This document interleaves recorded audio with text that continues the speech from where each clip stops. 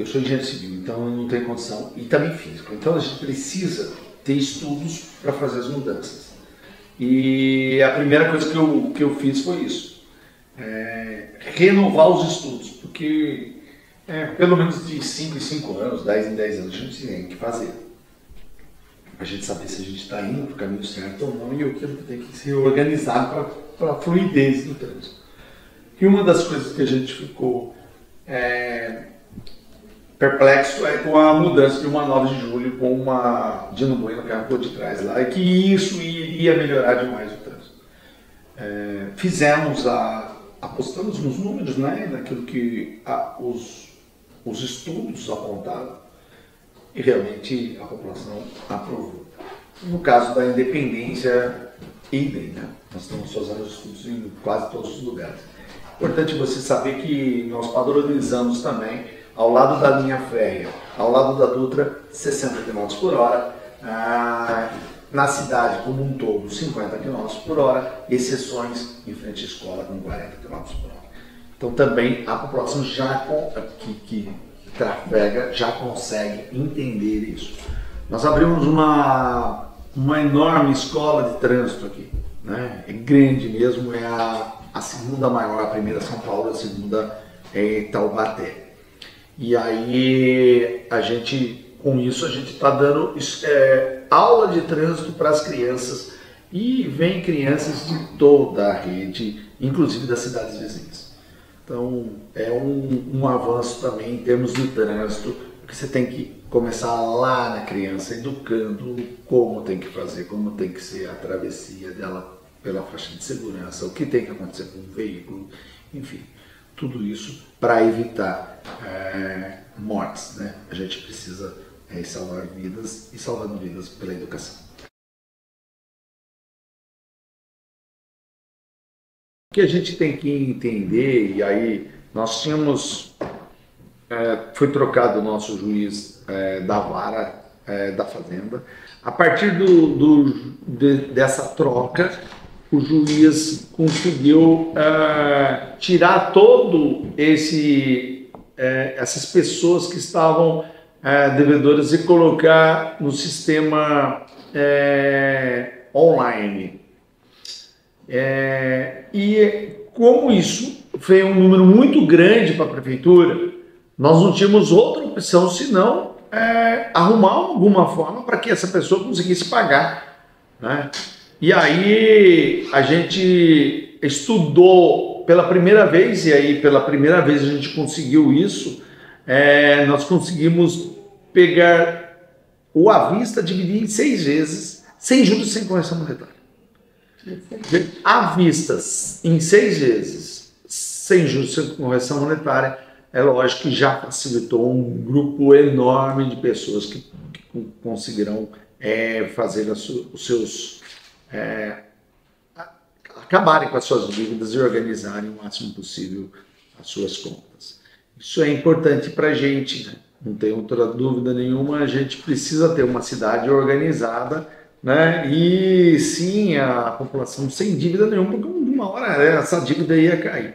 Mas tem dívidas aí de 2012, 2010, 2000, sei lá, muito tempo essas dívidas já estavam lá na vara da Fazenda. E aí ocasionou que a gente teve que levar para a Câmara Municipal dar uma facilidade, né? Me permita ler aqui, são em 12 parcelas 80% de desconto de juros e multas, em 24 parcelas 70% de descontos, e em 36 parcelas 60% de descontos. Então quer dizer que à vista 100% de desconto, 12 80% de desconto, em 24 70% de desconto, e aí em 36 60% de desconto. Desconto de juros e multas. Isso aí está prevendo IPTU, ISS. Ninguém quer entrar o ano aí com uma dívida. Então é melhor que se faça agora e da melhor forma possível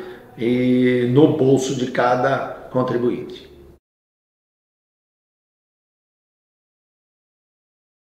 Isso é um sonho, né, que a gente tinha de realmente organizar um prédio decente para a prefeitura. Esse prédio ele não tem acessibilidade, esse prédio não tem bombeiro, esse prédio, então nós precisamos que a prefeitura esteja no lugar adequado para o munícipe. Nós fizemos um empréstimo via Desenvolve São Paulo, 36 milhões para isso. Aí aconteceram essas fatalidades do final de ano, né, com as chuvas. Precisamos pegar esses 36 milhões e colocar em obras. Colocar em obras de infraestrutura, que não tem outro jeito.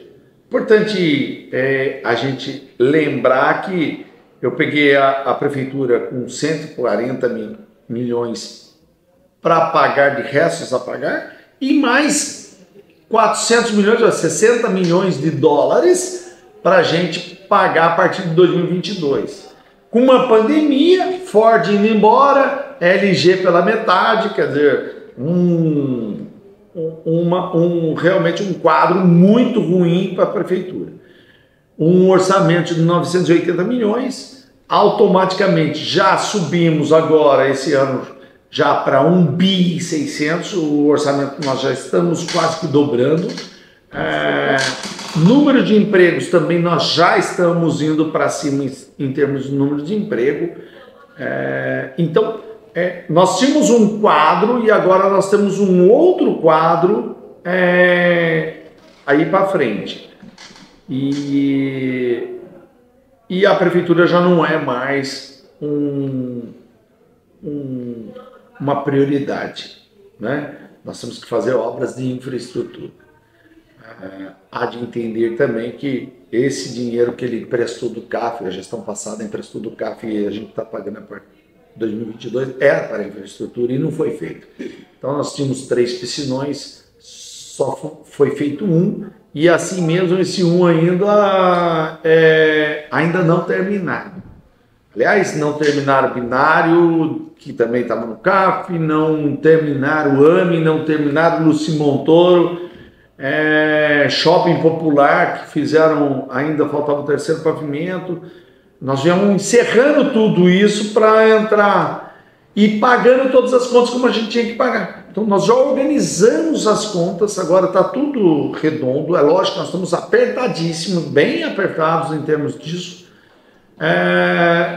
Mas também nós não queremos deixar a população apertada, então nós também parcelamos. Agora nós tiramos esse recurso que é da sede e vamos colocar em obras que são de infraestrutura e estamos indo atrás da universidade para ver se ela aluga ou cede ou até, se possível, uma compra do prédio que era um supermercado grande em frente do Convento Santa Clara e lá montar a nossa sede da Prefeitura Municipal.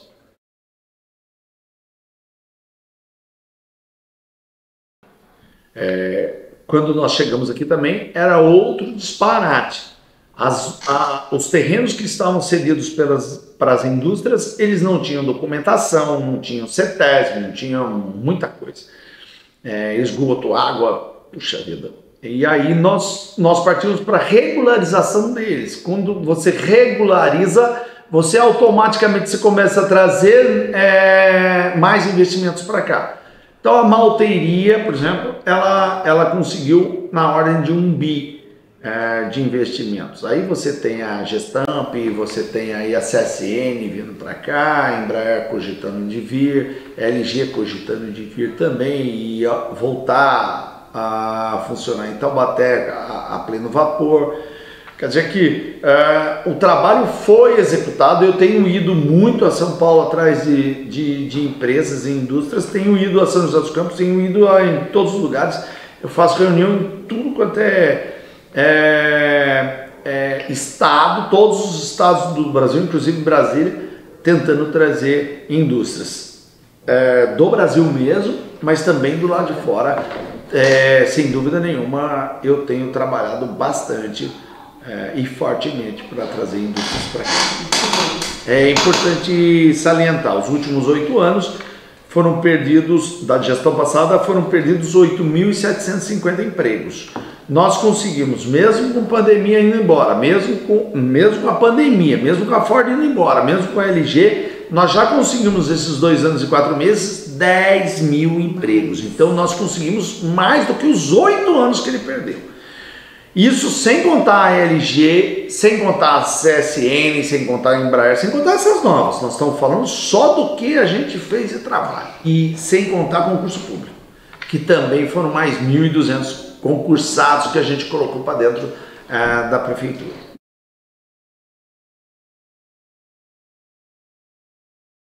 O turismo, essencialmente em Taubaté, ele é cultural, né?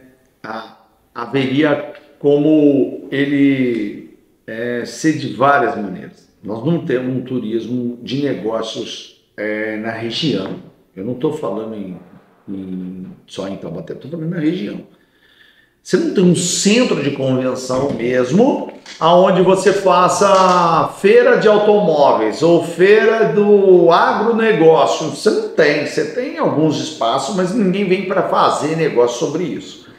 O turismo mesmo ainda tem muito que crescer. Nós temos aqui em Taubaté, e você já conheceu o Ricardo Vilhena, que é o nosso diretor de turismo. Nós temos aqui N hospitais, universidades, né, que formam dentistas, que formam médicos o tempo todo. E a gente queria montar o turismo de saúde também. Porque se você for fazer só uma lente desses dentes que hoje está sendo muito utilizado, se você for na Suíça é 200 mil euros, se você for em Portugal é 50 mil euros, se você vier para Taubaté você vai pagar no máximo 50 mil reais. Quer dizer, daria para trazer essas pessoas para cá, ainda mostrar o que a gente tem de Campos do Jordão, Ubatuba, Rio, São Paulo. Você imagina se a gente tivesse trem, né? Ainda seria muito mais rápido essas coisas. Aparecida, né? Qualquer cidade aqui tem alguma coisa e bela para mostrar. Eu tenho falado muito que o Vale do Paraíba aqui e litoral ou uma concha de retalhos ou é um quebra-cabeça. Se você tem uma pecinha, você tem uma pecinha. Se você tem uma pecinha dentro de um contexto, você consegue ver um contexto que segundo o Caipira, a belezura da coisa, né? Que é isso que precisa.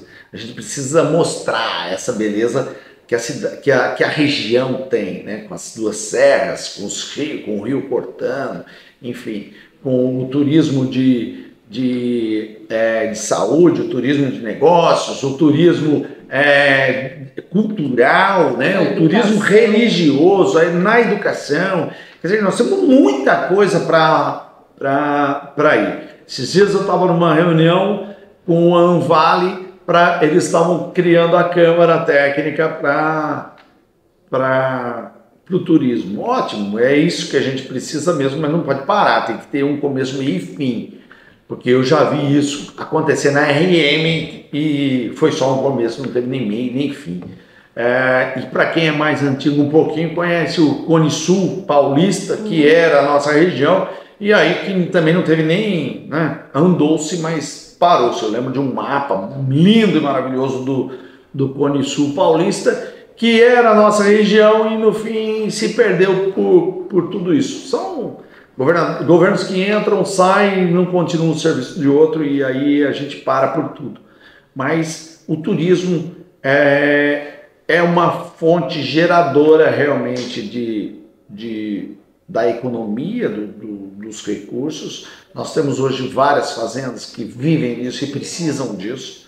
Então, se você for pegar o Vale Histórico lá, você sabe que isso é uma coisa importante para nós. Então, nós não podemos deixar isso fora do nosso radar. Mas precisamos de investimentos grandes. E não é uma prefeitura, mas investimentos grandes a nível de governo federal até, para realmente que essas coisas caminhem e não parem.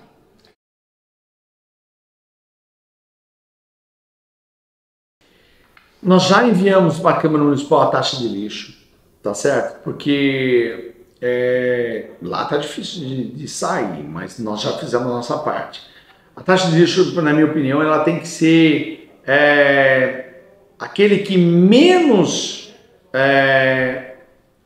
faz a sua reciclagem deve pagar mais, aquele que faz a sua reciclagem deve pagar menos, né? Porque afinal de contas tudo isso vai para um local só e todos pagam por aquilo que sai da cidade para ir para esses aterros sanitários, seja lá o que for. Mas mesmo assim, a gente ainda tem as cooperativas, nós temos 4 cooperativas em Taubaté, as 4 cooperativas já pegam esse lixo, já reciclam muita parte desse lixo, vidro, plástico com cor, sem cor, enfim, tudo isso já é colocado no mercado de volta para reciclagem no total. Precisamos de fábricas que realmente ainda peguem isso e consiga fazer disso uma telha, consiga fazer isso uma bolsa, um sapato, enfim, consiga fazer com que isso ainda gere um valor ainda maior com relação à nossa economia para esses pequenos que estão recolhendo esses lixos, são esses catadores, né? Eu não tenho dúvida que a gente está fazendo alguma parte disso. Outra parte que nós estamos fazendo também é a compostagem. Então muita coisa vai para a compostagem, dali vai para fazer os adubos. Dos adubos a gente está fazendo e cuidando muito das nossas árvores, organizando esses adubos para ela ou para as mudas pequenas. Tudo isso está sendo visto pelo meio ambiente. Agora nós estamos trabalhando também os rios, fazendo todas as drenagens, limpeza de rio, graças ao DAE que está nos apoiando dentro desse processo. E cada dia uma notícia boa em termos de governo do estado, ajudando aqui a cidade de Taubaté, porque nós temos 5 córregos que correm pela cidade inteira e esses têm que ser bem trabalhados. Nós tínhamos lá atrás córregos que estão envelopados por um tubo de aço. Esse tubo de aço está cedendo e aí abrem as crateras que estão abrindo. Esse dinheiro que foi emprestado lá atrás deveria ter cuidado disso. Nós temos casas em cima desses rios e casas em cima desses rios. Esses rios com esses tubos eles não demoram mais do que 30 anos, quer dizer, 30, 40 anos. A possibilidade dessas casas caírem é gigante e não dá para você ficar tampar os olhos para isso, você tem que resolver e é isso que a gente está fazendo todo dia. Se você for pensar no privado, eu acho que a gente tem que orientar e ir para a educação. A hora que você vai para a educação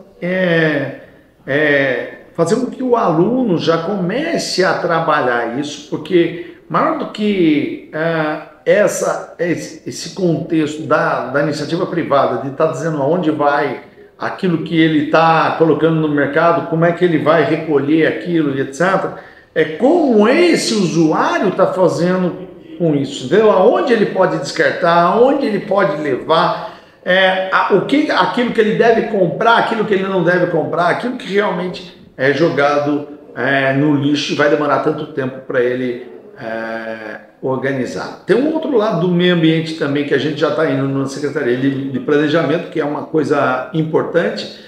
Aqui você sabe que a gente tinha um solo que era floresta tropical, não é? Você vem fazendo casas, vem fazendo ruas, vem fazendo, enfim, você vai impermeabilizando inteiro o solo.